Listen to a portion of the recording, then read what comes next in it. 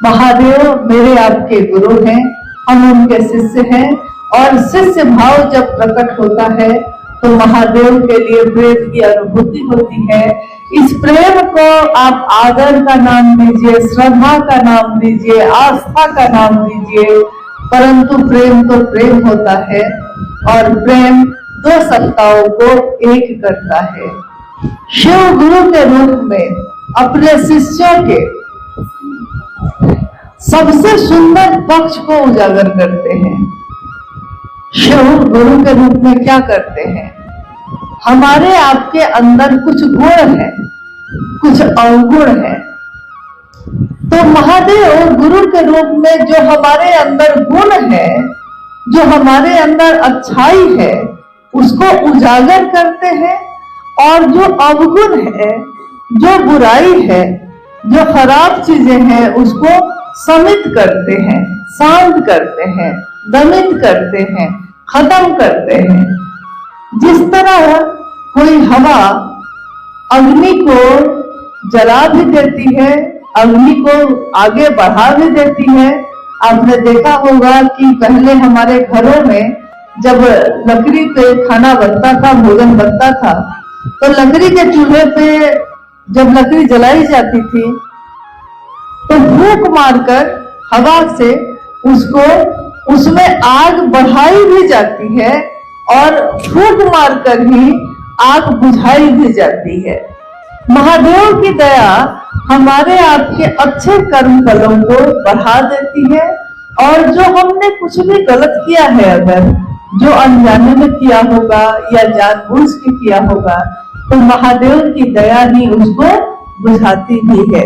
इसलिए शिव के शिष्यों को, जब कोई शिव का शिष्य होता है तो उसका मन महादेव से जुड़ता है और कहते हैं कि जिसका साथ हम लेते हैं, जिसका सानिध्य हम लेते हैं, हमारा मन भी उसी के जैसा होने लगता है। अगर शिव का साथ लेंगे तो सबल होंगे, सक्षम होंगे और हमारा मन सुवासित होगा। महादेव का साथ दुनिया की दशा और दिशा दोनों को बदल देती है। तो महादेव का साथ हम लोग को मिल रहा है, हम लोगों ने लिया है, परंतु आपके जीवन में बहुत सारी चीजें हुई होंगी, बहुत तरह के लोग आए होंगे, बहुत तरह से लोगों के द्वारा बातचीत हुई होगी और कहीं ना कहीं पंखा बंद कर देगा, कहीं ना कहीं हमारा आपका मन उनकी बातों से प्रभावित होता है। उसमें कुछ अच्छी बातें भी होती हैं जो हमारे मन को और ज्यादा महादेव के करीब ले जाती हैं। कुछ ऐसी बातें भी होती हैं कि हम जो यात्रा कर रहे हैं, हम जो रास्ते पे चल रहे हैं, तो चलते चलते हम रुक जाते हैं और सोचने लगते हैं कि क्या हम सही कर रहे हैं, सही रास्ते पे चल रहे हैं कि नहीं, तीनों सूत्र जो हम कर रहे हैं सही तरीके से कर रहे हैं कि नहीं, क्योंकि परिणाम उसी पर निर्भर करता है कि जो भी काम हम कर रहे हैं वो सही तरीके से किया जा रहा है कि नहीं। जैसे आपने देखा होगा जब शुरू में नए में गैस का चूल्हा आया था तो लोगों को अभ्यास था लकड़ी के चूल्हे पे भोजन बनाने का। गैस का चूल्हा पहली बार देखा था लोगों ने, उसको चलाने का अभ्यास नहीं था, तो ज्ञान नहीं था। ज्ञान की जरूरत कितनी होती है इसको समझने की जरूरत है कि ज्ञान नहीं था तो हम लोग क्या करते थे कि डरते थे। गैस का सिलेंडर कैसे खोला जाता है, कैसे लगाया जाता है, चूल्हा कैसे जलाया जाता है और लाइटर से आग उसमें कैसे पैदा की जाती है। तो पहले जब गैस लगना शुरू हुआ तो जो आदमी आता था तो वो घर में जो भोजन बनाता है उसको सिखाता था कि देखिए दीदी, मैडम देखिए, ऐसे गैस लगाइएगा, ऐसे उसका पाइप जोड़िएगा और इस तरह। कहीं अगर चूक हो गई, मान लीजिए किसी ने गैस का चूल्हा जला तो ऑन कर दिया उसका नॉब, लेकिन वो आग लगाना उसमें भूल गया है तो गैस का रिसाव होने लगता था, तो कहीं कहीं दुर्घटना भी हो गई, सिलेंडर में ब्लास्ट भी हो गया और गैस का चूल्हा जो हमारे लिए उपयोगी था, हमारे लिए बहुत ज्यादा मददगार था, हमारे विध्वंस का कारण भी बन जाता है। यानी वहां ब्लास्ट हो गया तो आसपास की सारी चीजें टूट टाट गई, उसमें आग लग गई, जल गया। कोई भी चीज जिसमें शक्ति है, जिसमें ताकत है, अगर उसको संभालने का गुण नहीं आएगा, जैसा अभी भैया ने कहा आपको हमको कि रावण ने तीनों लोगों का अधिपति बनना मांगा। महादेव से क्या मांगा कि मैं तीनों लोगों का अधिपति बन जाऊं, तीनों लोगों का मैं राजा बन जाऊं। सोने की लंका तो वो ले ही चुका था, तीनों लोगों का अधिपति बनने वाला, लेकिन उसको संभालने का ज्ञान नहीं मांगा। तो जब कोई चीज दी जाती है तो उसमें शक्ति होती है, ताकत होती है, और उसको अगर संभालने का गुण नहीं आए तो वो विध्वंस का कारण भी बनती है।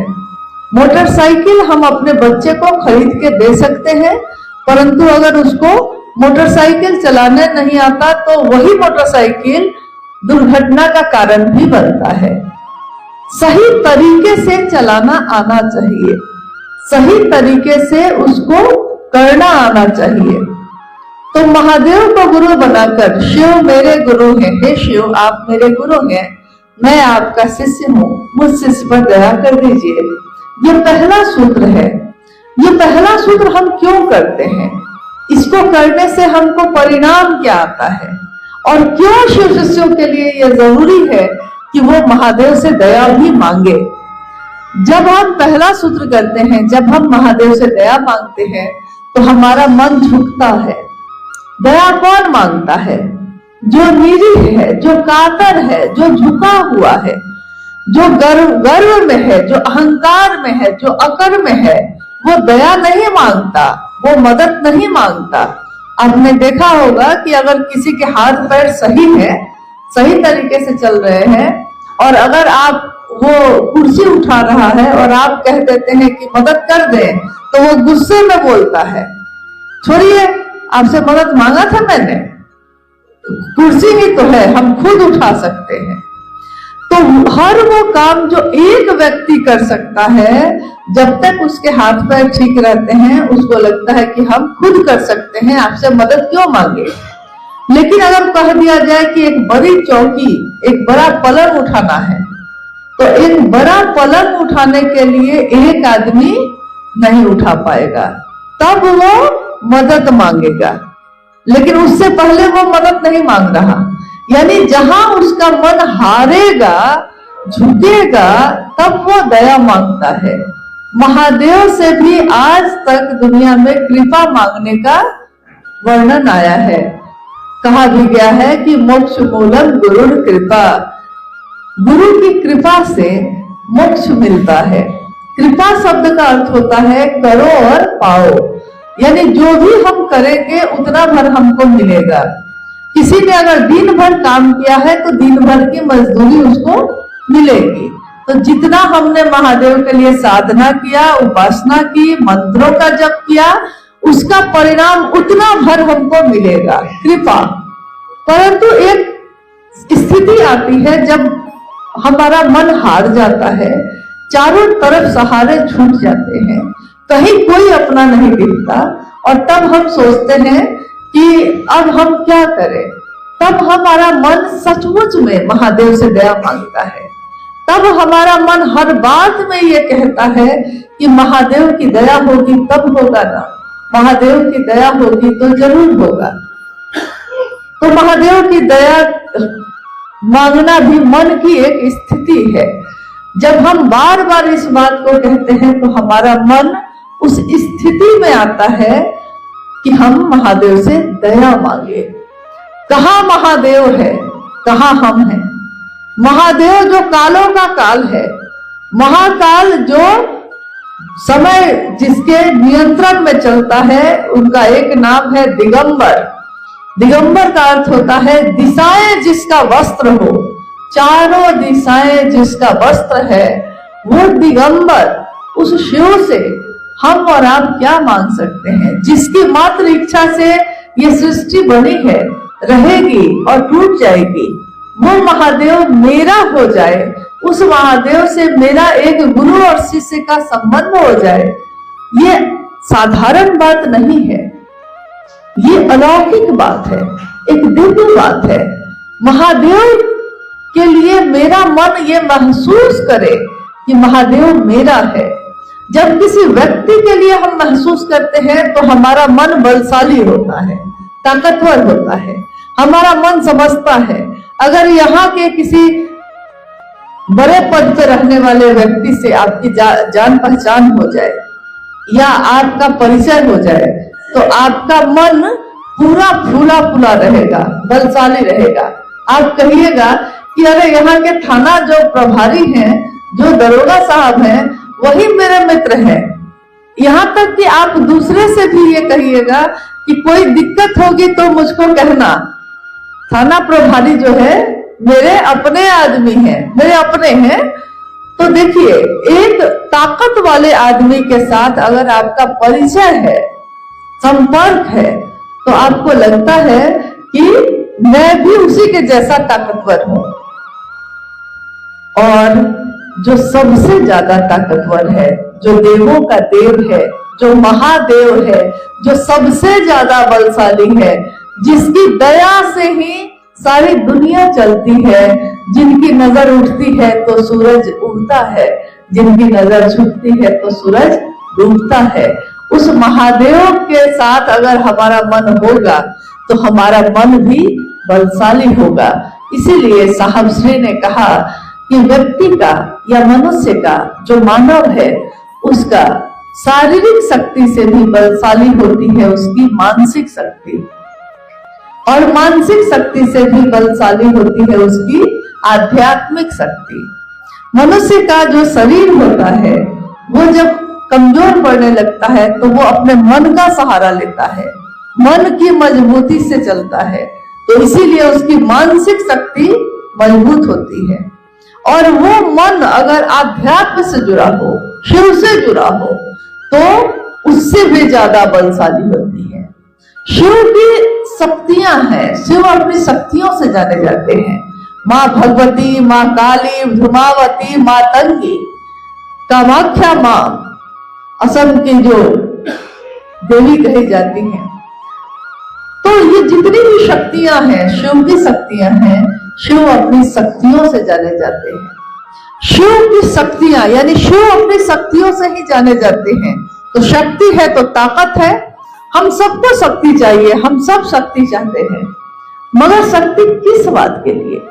अगर उस शक्ति में ज्ञान ना हो, उस शक्ति में समझ ना हो, तो बिना ज्ञान के वो शक्ति उसी को जला देती है जिसके हाथ में वो है। इसीलिए शक्ति को संभालने के लिए भी गुरु के ज्ञान की जरूरत है। महादेव सबसे बड़े गुरु हैं, महादेव जगत के गुरु हैं, तो जगत गुरु शिव को हमने अपना गुरु बनाया है।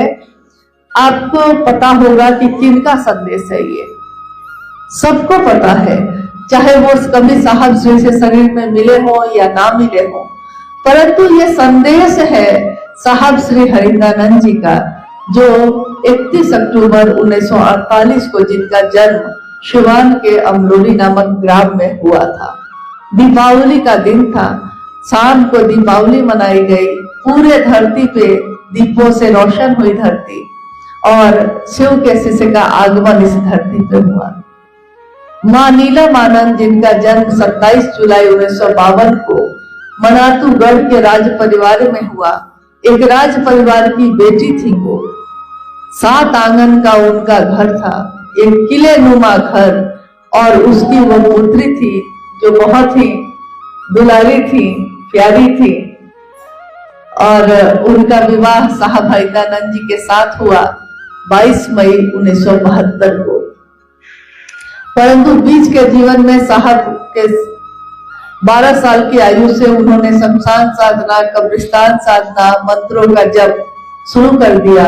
एक अलौकिक दुनिया के तरफ उनके कदम बढ़ रहे थे, एक चमत्कारिक दुनिया की तरफ, जहां सब कुछ अलौकिक था, जो दिखाई नहीं देता था, जिसको महसूस किया जाता है।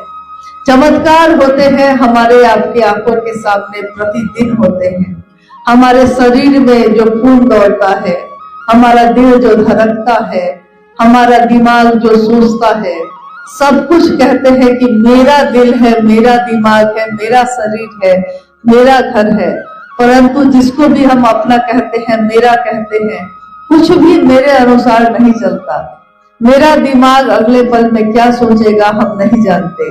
मेरा दिल आज जिसको प्रेम करता है कल भी करेगा कि नहीं जानते। आज जिसको दुश्मन समझते हैं कल हो सकता है वो मित्र बन जाए, ये भी नहीं जानते। तो हमारा ही दिल, हमारा ही दिमाग हमारे नियंत्रण में नहीं है। कोई ऐसा है जो इसको चलाता है, कोई ऐसी सत्ता है जो सब कुछ नियंत्रित करती है, जिसको हम परमात्मा कहते हैं, जिसको हम परम सत्ता कहते हैं, जिसको हम शिव कहते हैं। और वही शिव जगत के गुरु मेरे आपके गुरु भी हैं। तो हम सब चल रहे हैं, रास्ते में कुछ बाधाएं आती हैं, कुछ समस्याएं आती हैं, और मेरा निवेदन है आप सभी गुरु भाई गुरु बहनों से कि हम लोग भी इतनी दूर से चल के आए हैं, आप भी विभिन्न जगहों से आए हैं। आपके मन में अगर कोई प्रश्न है, कोई जिज्ञासा है, तो आज हम लोग बहुत नजदीक बैठे हैं, साथ में बैठे हैं, आप जरूर पूछ सकते हैं। कोई भी बात निसंकोच पूछ सकते हैं, क्योंकि अपनों से अपनी बात जब की जाती है उसमें कोई दूरी नहीं होती। एक बच्चा अपने माँ से कुछ भी पूछ सकता है, एक माँ अपने बच्चे को कुछ भी कह सकती है। मतलब जो अपना होता है वो खुल के दिल की बात कहता है। तो निवेदन यही मेरा है कि हम लोग तो आए हैं, कल महादेव का कार्यक्रम भी है। आज जो हम लोग बैठे हैं, तो अगर आपके मन में कोई भी बात है या आपने किसी से सुनी है कुछ बात जो आपके मन को विश्वास नहीं हो रहा कि ये सच है कि झूठ है, तो आप आज हम लोग सामने बैठे हैं, आप सीधे सीधे पूछ सकते हैं। ये संकोच मत कीजिएगा कि क्या हम लोग को अच्छा लगेगा या बुरा लगेगा। ज्यादा बुरा ये लगता है कि जब कोई पूछता ही नहीं और विश्वास कर लेता है। ज्यादा अच्छा है कि पूछिए, जानिए, जिज्ञासु बनिए। शिव के शिष्य होने के भी जिज्ञासु बनिए, और शिष्य बनने के लिए अगर रास्ते में कोई बात आती है तो उसकी भी खोज करिए। शिष्य मन खोजी का मन होता है, वो ज्ञान प्राप्त करना चाहता है, सही स्थिति में जाना चाहता है। तो आप में से कोई अगर कुछ पूछना चाहते हैं या कोई अपनी बात कहना चाहते हैं, तो आप अपने जगह पे बैठे बैठे बोल सकते हैं। कुछ कहना चाहते हैं, आप पूछना चाहते हैं? आप तो दीमापुर के हैं, दीमापुर से हैं। हाँ कहिए। कोई भाई बहन लोग करता है, से हम लोग प्रणाम करते हैं अपने साथ दूसरा तरीके से करते हैं। कोई भाई बहन ऐसे बोलता है, इसका थोड़ा विस्तार रूप से समझते। आप लोग कैसे प्रणाम करते हैं? प्रणाम करते हैं, मैं अपने देवाली को महादेव की चरणों में प्रणाम करते हैं, सब गुरु भाई। ठीक है, ये तो तरीका ठीक ही है। मेरे गुरु शिव को मेरा प्रणाम है, मेरे साहब दीदी को मेरा प्रणाम है, और उपस्थित सारे लोगों को प्रणाम है। यही तरीका होता है अपनी बात शुरू करने का, शिव चर्चा शुरू करने का तरीका तो यही है। शुरू में क्या हुआ था, जब साहब ने महादेव की बात शुरू की थी, तो कुछ लोगों ने गुरु की वंदना होती है, जैसे शास्त्रों में है, गुरु की वंदना है, अखंड मंडलाकारम व्याप्तम येन चराचरम। आपने सुना है कभी? तो कुछ लोगों ने क्या किया था कि अपना ज्ञान, कि मैं भी कुछ ज्ञानी हूँ, मैं भी कुछ जानता हूँ, तो उन्होंने शिव की चर्चा शुरू करने के लिए गुरु की वंदना से शुरू करना शुरू किया था। साहब को जब ये पता चला तो साहब ने कहा कि आप जिन लोगों से बात करने जाते हैं उसमें से ज्यादातर लोगों को संस्कृत बोलने नहीं आती, संस्कृत समझने नहीं आता, तो आप क्या बताना चाहते हैं कि हमको बहुत संस्कृत आता है? उन्होंने कहा कि मैंने कभी कोई नियम नहीं बनाया है कि ऐसा ही करना होगा। आप महादेव की बात शुरू करने के लिए अपने महादेव साहब दीदी को प्रणाम करके अपनी बात शुरू कर सकते हैं। साहब ने तो खुद को भी प्रणाम करने के लिए नहीं कहा कभी उन्होंने कहा महादेव को प्रणाम करिए और अपनी बात शुरू करिए, लेकिन क्योंकि वो महादेव हमको मिले ही है साहब दीदी के कारण, इसलिए हमारा हृदय, हमारा मन कृतज्ञ है, तो कृतज्ञ मन प्रणाम करता है उनको। शिव की शिष्यता में हमारे साहब एक ही हैं और हमारी दीदी माँ भी एक ही है, बाकी सब गुरु भाई और गुरु बहन है। तो कोई भी जब प्रणाम करेगा तो उसका तरीका यही होगा कि वो अपने गुरु महादेव को प्रणाम करेगा। अब रही बात कि आपने कहा कि कोई कोई कहता है कि संभवे गुरुवे नमः, ऐसे करके शुरू करता है, तो गलत नहीं है, लेकिन इसकी जरूरत नहीं है। मतलब ये कोई नियम नहीं बनाया गया है कि हाँ आप ऐसे ही प्रणाम करेंगे। आप जैसे आपकी भाषा है, जैसा आपके कहने से दूसरे समझ सकेंगे, शिव की चर्चा वही है जो दूसरे भी समझ सके। जो समझ ही नहीं पाएंगे और हम 1 घंटा बोलेंगे, इससे क्या फायदा होगा। यहाँ कोई अपना ज्ञान दिखाने तो आया नहीं है, यहाँ तो महादेव से जुड़ाव करने आया है। तो जैसे सुंदर तरीके से, सरल तरीके से, जैसा आप कह रही हैं, ये सबसे सुंदर तरीका है, सबसे सरल तरीका है। तो आप तो ठीक ही कह रहे हैं।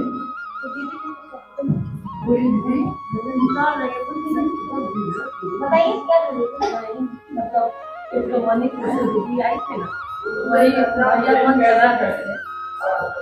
मन चला रहे थे, ना, ये मंचा सिर्फ करके नहीं बुलाना है, जैसे भैया को किसी को भी मत को बुलाना है तो मंचा सिर्फ नहीं बुलाना है। तो भैया का मंच महात्मा में भैया का नाम लेते हाँ हाँ हाँ हाँ।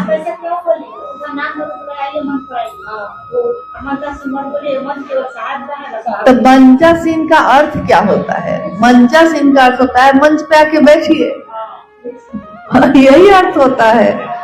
देखिए होता क्या है कि कोई शब्द जब हम प्रयोग करते हैं, अगर हम उसका अर्थ नहीं जानेंगे तो बिना अर्थ जाने हमको उसका भाव भी समझ में नहीं आएगा।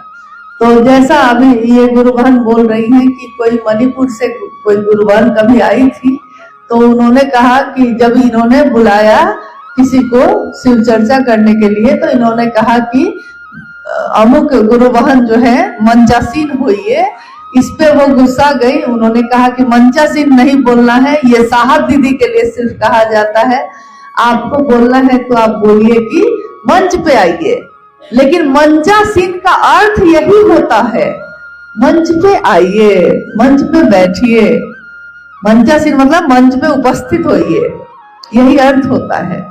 तो नहीं समझने के कारण भी बहुत लोग कुछ न कुछ हमको कहना है, कुछ न कुछ हमको समझाना है, अपने अनुसार समझाना है, साहब दीदी के अनुसार नहीं समझाना है। तो अपने अनुसार समझाइएगा तो कुछ न कुछ तो बोलिएगा ही नहीं।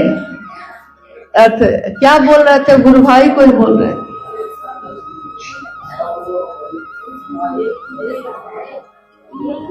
अच्छा, कल वाले गुरु भाई हैं।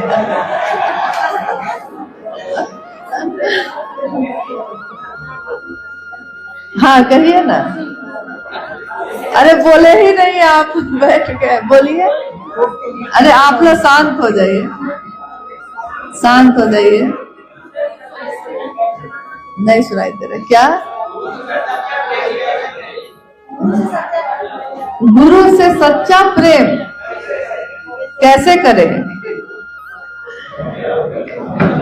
काश कि सच्चा प्रेम करने का कोई तरीका होता,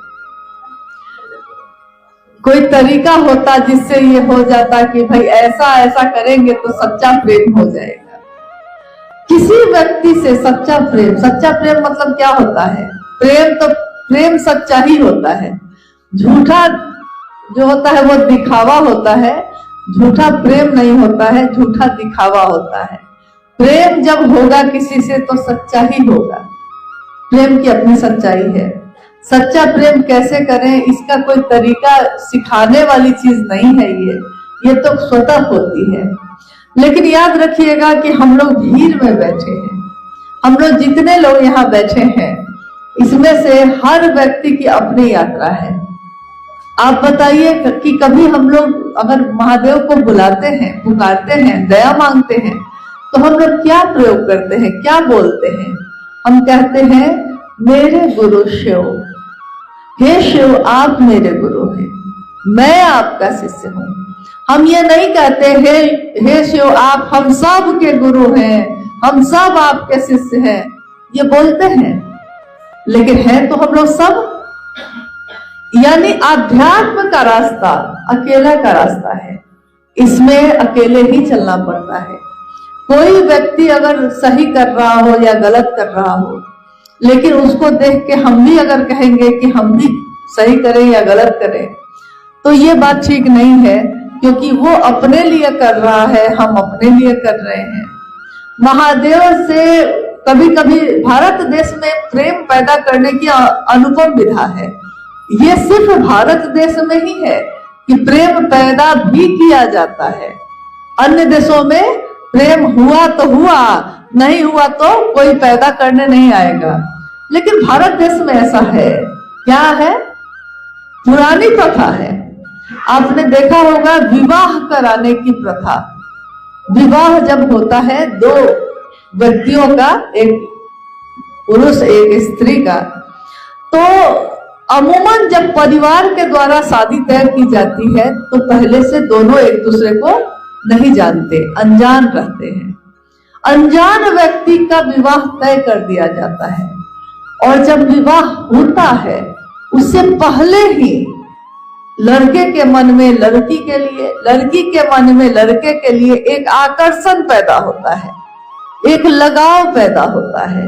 वो सोचने लगता है, उसके चिंतन में पड़ जाता है, मेरी पत्नी अभी क्या कर रही होगी, मेरा होने वाला पति क्या कर रहा होगा, वो मन में सोच रहा है। और एक दिन दोनों का विवाह हो जाता है। विवाह होता है, उससे पहले प्रेम नहीं होता, परंतु परवाह करते करते भी प्रेम पैदा हो जाता है। और प्रेम करिएगा तो परवाह होगा ही होगा। अब यहाँ इन्होंने पूछा है कि गुरु से सच्चा प्रेम कैसे करें, तो या तो महादेव से एक नजर में प्रेम हो जाएगा, पल में शिष्य भाव प्रकट हो जाएगा, और अगर एक पल में पैदा नहीं हो रहा है तो पैदा करने की विधि है ये तीनों सूत्र। तीनों सूत्र करने से हमारे मन में शिव के लिए प्रेम पैदा होता है। जब साहब ने शिव को गुरु बनाया था तो तीनों सूत्र नहीं थे। साहब ने जब शिव को गुरु बनाया था तो तीनों सूत्र थे? नहीं थे। परंतु उन्होंने क्या किया? उन्होंने जैसे महादेव से उनको लगाव हुआ तो उन्होंने क्या, अच्छा ठीक है, गई भी और आई भी ठीक है। तो उन्होंने क्या किया? उन्होंने महादेव से पल प्रतिपल दया मांगी, महादेव की महिमा का गान किया, सबसे महादेव की बात की, और मन ही मन अपने गुरु शिव को बार बार प्रणाम किया। यही बात उन्होंने 3 सूत्रों के द्वारा दूसरों के लिए दिया। साहब ने कहा कि मैं तो भटका बहुत, मगर आप क्यों भटकिए? मैं 14 साल तक तपस्या आराधना करता रहा, भटकता रहा, मुझको सही गुरु नहीं मिला, मुझको कोई रास्ता बताने वाला नहीं मिला, लेकिन मैं चाहता हूँ कि आप भी क्यों भटकिए, आप अपने 14 साल को क्यों नष्ट करिएगा। इसलिए उन्होंने अपनी अनुभूति, जो शिष्यानुभूति है, उसके आधार पे, अपने शिष्य की अनुभूति के आधार पे 3 सूत्रों का निरूपण किया, जिसमें पहला सूत्र है मन ही मन अपने गुरु शिव से दया मांगना।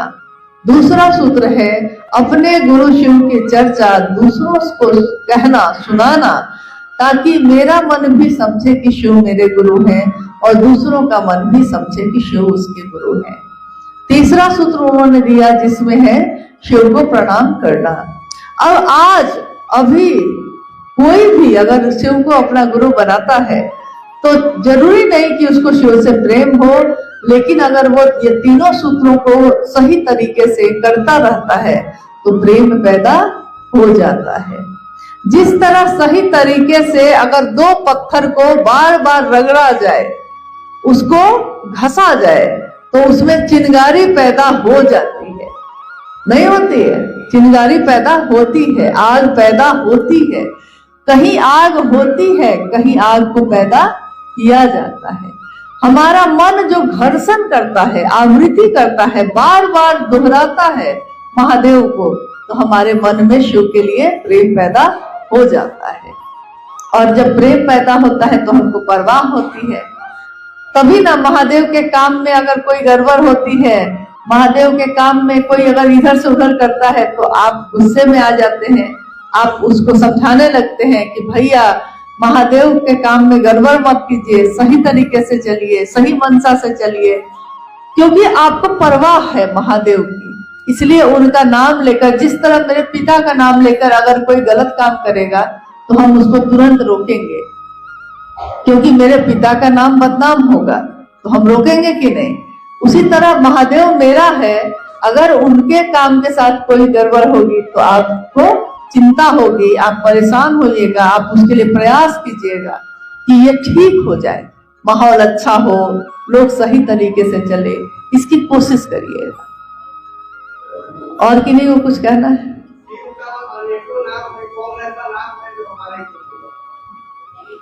कौन ऐसा नाम है?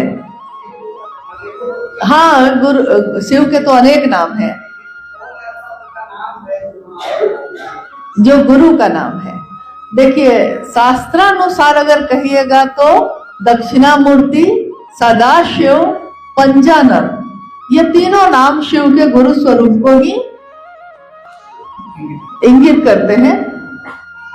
लेकिन सामान्य भाषा में हम लोग कहते हैं जगत गुरु शिव, ये भी शिव का एक नाम है। आदि गुरु शिव, ये भी शिव का एक नाम है, जो पद को इंगित करता है। महादेव जो जगत के गुरु हैं, आदि गुरु शिव, आदि योगी आपने सुना होगा, यानी योग को भी जो शुरू करने वाले हैं वो शिव हैं। तो आदि गुरु भी शिव है। आदि का अर्थ होता है प्रारंभ, शुरुआत। तो जो आदि है अनंत है। एक गीत है, भजन है, बड़ा सुंदर है, बहुत ही अच्छे तरीके से एक गायक हैं कैलाश खेर, जिन्होंने गाया है इसको, और उसमें शिव के इस बात को कहा भी है, आदि अनंत शिव। सुना होगा आपने, आदि अनंत शिव, यानी आदि कौन है? प्रारंभ कर कहां से होता है? शिव से। और अनंत कौन है? शिव। हमारी गणना है, हम गिनती करते हैं, 1 2 3 4 10 हजार, लाख, अरब, करोड़, अरब, खरब और इन्फिनाइट, मतलब कि अब अनंत। जब हमारी गणना खत्म हो जाती है तो हम लोग अनंत का चिन्ह देते हैं गणित में। जो भी गणित पढ़े होंगे उनको पता होगा कि ये चिन्ह दिया जाता है। ये बच्चा परेशान हो रहा है। तो अनंत भी कहा गया, जो जिसका कोई अंत नहीं है, शुरू तो हुआ है, आदि है, अनंत है, शिव। तो शिव के गुरु स्वरूप को सामान्य बोलचाल में हम लोग आदि गुरु या जगत गुरु शिव कहते हैं। शिव शिष्यता में प्रायः इसी शब्द का प्रयोग किया जाता है। गुरु का अर्थ, गुरु का शाब्दिक अर्थ है अंधेरे से रोशनी की तरफ ले जाने वाला, जो अंधेरे से रोशनी की तरफ ले जाए। परंतु गुरु शब्द की एक और व्याख्या साहब श्री ने की। यह व्याख्या अद्भुत है, अनुपम है। ऐसी व्याख्या शास्त्र में भी अभी तक नहीं है। गुरु शब्द जो बना है वो उसी शब्द से, उसी तत्व से बना है, गुरुत्वाकर्षण। गुरुत्वाकर्षण कहा जाता है जो धरती का चुंबकीय गुण है। धरती पे हम जो चलते हैं, हम इसीलिए चल पाते हैं क्योंकि धरती में गुरुत्वाकर्षण है, यानी हमको अपने तरफ खींच कर वो रखती है, तभी हम चल पाते हैं। आपने देखा होगा कभी कभी खबरों में, न्यूज में, कि अगर अंतरिक्ष में कोई जाता है तो वो चल नहीं पाता है, उड़ता रहता है। क्योंकि अंतरिक्ष में गुरुत्वाकर्षण नहीं, बल नहीं है, वो ताकत नहीं है, लेकिन धरती में है। तो धरती आदमी को अपनी तरफ खींच के रखी हुई है, इसीलिए हम धरती पे चल पाते हैं। साहब हरिंद्रानंद जी ने, शिव के शिष्य ने, गुरु शब्द की जो व्याख्या शास्त्रों ने की है कि अंधेरे से रोशनी की ओर ले जाने वाला, उन्होंने उसकी एक व्याख्या और की। उन्होंने कहा गुरु जो आपके मन पे भारी हो। भारी यानी आपके मन पे कौन भारी है, वही आपका गुरु है।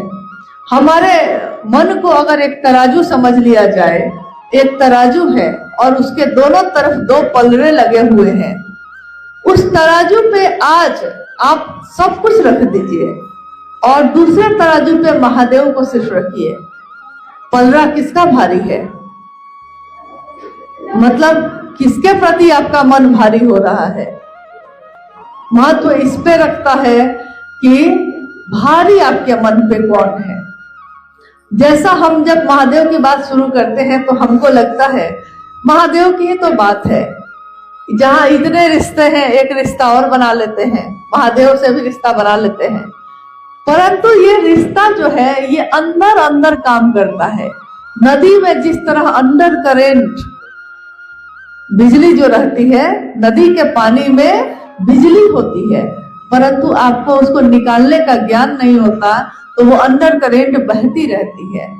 तो उसी तरह हमारे मन में भी शिव के प्रति ये आकर्षण, ये गुरुत्व का भाव चलता रहता है। परंतु हम जैसे ही महादेव के लिए बात करना शुरू करते हैं, धीरे धीरे हमारा मन शिव की तरफ खींचता चला जाता है और भारी बनने लगता है।